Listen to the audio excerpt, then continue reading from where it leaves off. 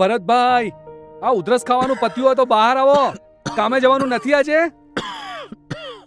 કામ પર તો જવાનું જ હોય છે સોમાભાઈ, પણ આજકાલ આ ઉધરસ કંઈક વધારે જ હેરાન કરે છે અને ભૂખ પણ નથી લાગતી. અરે આ તો આપણા આરોગ્ય શુભચિંતક હંસાબેન.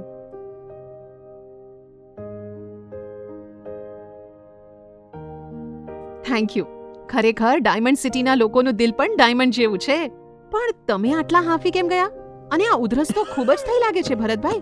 આ ઉધરસ છેલ્લા 2 અઠવાડિયાથી બહુ હેરાન કરે છે બેન, અને અઠવાડિયાથી રાત્રે ઝીણો ઝીણો તાવ આવે છે અને પરસેવાથી રેપઝેપ થઈ જવાય છે. ભૂખ પણ બહુ ઓછી લાગે છે.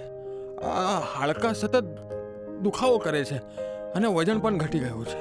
અને બેન, સવારમાં છે ને આજે ગળફામાંથી લોહી પણ આવ્યો. લો, તમે લોકો આ માસ્ક પહેરી લો. આ બધા લક્ષણો ટીબીના હોય એમ લાગે છે. તમારે તાત્કાલિક ડોક્ટરને દેખાડીને રિપોર્ટ કરાવવો જોઈએ. સરકારી સ્વાસ્થ્ય કેન્દ્રમાં નિઃશુલ્ક રિપોર્ટ થાય છે, અને જો ટીબીનું નિદાન થાય તો સંપૂર્ણ સારવાર વિના મૂલ્યે થાય છે. અને સાથે ટીબી ધરાવતી વ્યક્તિને ₹500 માસિક પોષણ સહાય પેટે મળે છે.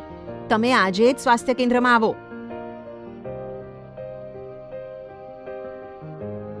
નમસ્કાર, હું ડોક્ટર વિશાલ. તમારે કેટલાક ટેસ્ટ કરાવવા પડશે. ચાલો મારી સાથે. અરે હંસાબેન, તમે? ભરતભાઈનો રિપોર્ટ આવ્યો? રિપોર્ટ આપવા માટે જ આવી છું. ભરતભાઈને ટીબી રોગ થયો છે. આ ટીબી છે શું? ટીબી સામાન્ય રીતે માઇકોબેક્ટેરિયમ ટ્યુબરક્લોસિસથી હવા મારફતે ફેલાતો એક ચેપી અને ગંભીર રોગ છે, જે તમારા શરીરને નુકસાન પહોંચાડે છે. ટીબી રોગથી સંક્રમિત વ્યક્તિ ઉધરસ કે છીંક ખાય ત્યારે મુખમાંથી કેટલાક જીવાણુઓ હવા મારફતે શ્વાસમાં જાય તો અન્ય વ્યક્તિ બીમાર થઈ શકે છે. અરે બાપ રે! તો શું મને પણ ટીબી થયો હશે? સંક્રમિત વ્યક્તિના સંપર્કમાં આવનારા તમામ લોકોને ટીબી થાય તે જરૂરી નથી. તેનો આધાર વ્યક્તિઓની રોગપ્રતિકારક શક્તિ પર રહેલો છે.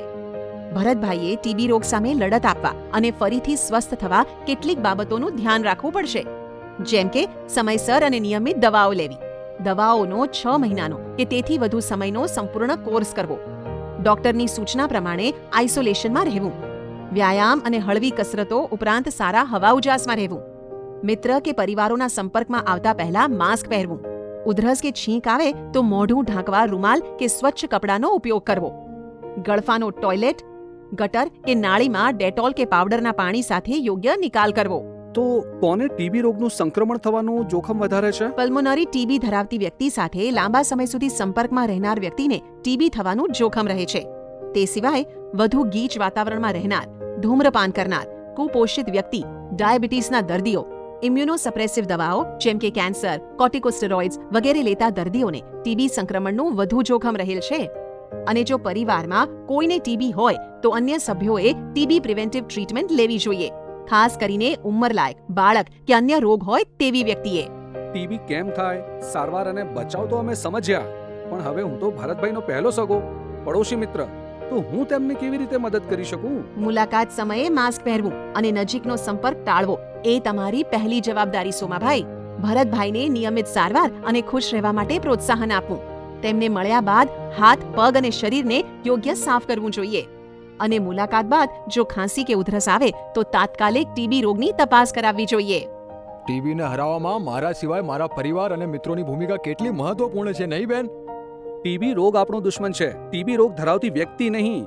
અમે ભરતભાઈ માટે ઉલ્લાસભર્યું અને મૈત્રીપૂર્ણ વાતાવરણ જાળવી રાખીશું અને તેમને ગમે એવું પોષણયુક્ત ભોજન બનાવીશું.